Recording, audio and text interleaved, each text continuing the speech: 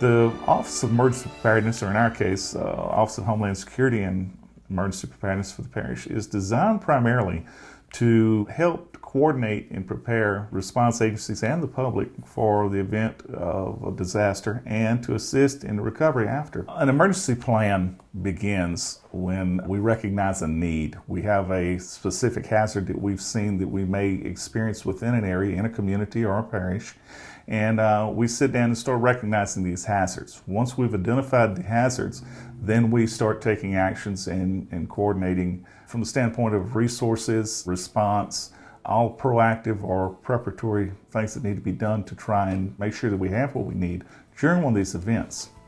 Once the preparations are made, then we have a guideline or a book that we go by. It's known as Emergency Operation Plan. And this plan gives us a guideline for how we would go about handling an incident. It gives responders the tool they need to help handle multiple different hazards that may occur within a parish. And we have several tools. We try to use one in a kind of a stair-step fashion. The first would be a tabletop exercise. And basically what a tabletop exercise is, we get the different players involved. By players, I mean police, fire, medical, the different stakeholders or people who have interest in this incident. And we sit around a table and do basically a roundtable discussion. We may have maps of the areas. We'll give them a scenario that they must deal with, such as a chemical release, or it may be a flooding issue or whatever. And they have to kind of talk out the problems. And this helps us to look for weaknesses in the plan that we may have and some of the unique problems we may come into. During the middle of the exercise, we may add a different scenario into it. This is now taking place, where they may have to change or modify their actions. And this helps to give us an idea that they have the preparation, the tools, and the knowledge that they need to kind of conduct this operation. The second tool we have is what's called a drill. And a drill is designed to help make sure that the responders or the people acting in the emergency are proficient with specific pieces of equipment. I use the example of the extrication equipment that is used during automobile accidents, hydraulic extrication equipment. We may have a fire department get a new piece of equipment. Well, we will conduct a drill where we'll simulate a car wreck. They'll have to come out and extricate someone or a mannequin from this automobile to make sure that they know how to utilize the equipment, how to set it up, how to operate it safely and properly, and the most efficient way of getting the person out.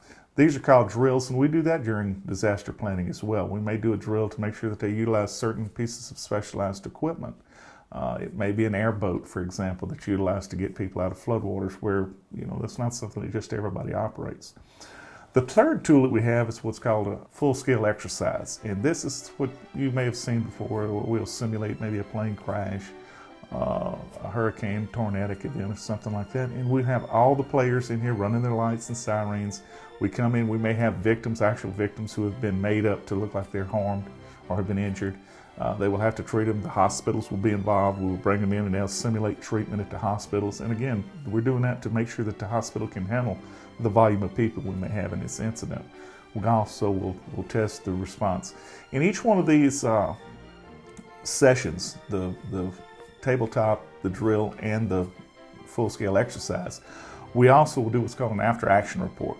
And this after-action report is where we gather back together again and we discuss. We will have people who are evaluating these tests to see what areas are good, what areas are bad, what changes we need to make. And by doing this, we're polishing, if you will, the response of these different agencies to make sure that we're able to provide the public with the best service that we possibly can. We could always use more help, of course, but as in any governmental agency, we're a little bit understaffed at times. But during the event of an emergency, if that Emergency Operations Center is activated, we will increase our staffing probably tenfold. We have a lot of personnel that are volunteering the time to come in, that are being brought in from different agencies to assist in the proper operation of the center. We'll have people that specialize in each different area of an emergency, such as firefighting, law enforcement, transportation, hazardous materials, any number of different areas. And they're all coordinated and worked out of this office. We act as a coordinating agency through all these different entities to try to see that the event is handled as quickly as possible. Our guys are trained just about 365 days a year, whether it be structured classes that they have to go through, whether it be tabletop or drills that we conduct where we're testing our readiness. It's something that we constantly have to upgrade on and better ourselves on, because we can always see where there are areas that things may change. And it's really hard. honestly, it's really hard to try and prepare for every kind of emergency that may occur out there. So they have to be on their toes and really do a lot of training. The types of communication that we have during a event of an emergency, of course, all the common sense, telephone, internet, satellite, but in addition to that, we also have several different radios, different frequency radios. We may have a 700 megahertz radio, which is utilized throughout the nation during the event of emergency. We have our local frequencies as well as the capability of talking with surrounding communities and other parishes for that matter.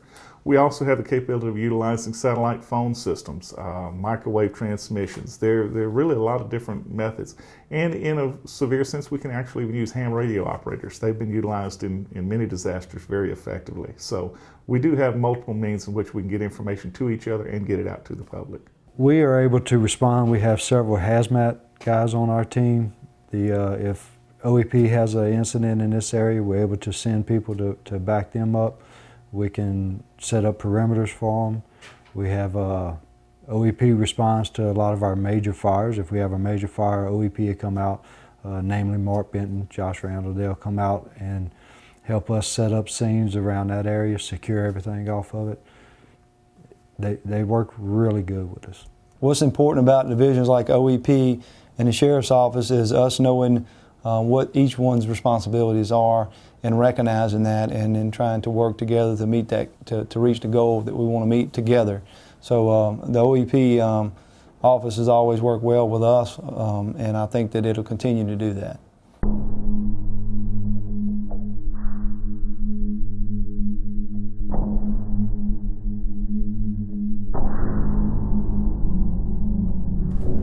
Hurricane preparation for Livingston Parish is something we take very seriously. We're expected to coordinate resources, to coordinate the response from different agencies, work with municipalities to make sure that they have the resources, materials, and personnel necessary to perform different tasks that may be needed during the event of such a disaster.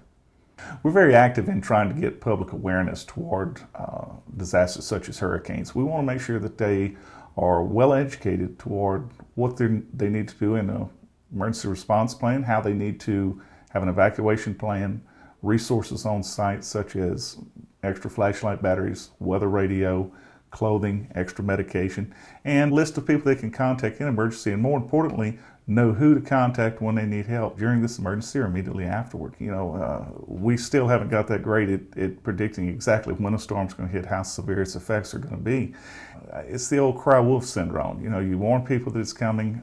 It doesn't happen quite as severely as it should have or that we predicted that it would have. They get a little bit complacent. We want to make sure that people are vigilant. We also have trouble reaching all the people. Some folks just don't want to listen. They think that they know a little bit better for their own care and safety than we do.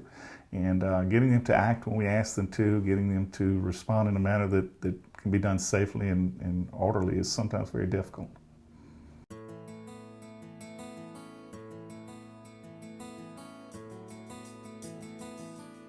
We hope to make the public better aware by using our website. The information that we're going to be giving out will be very close to real time. You will be able to update it on a very short or very ready basis.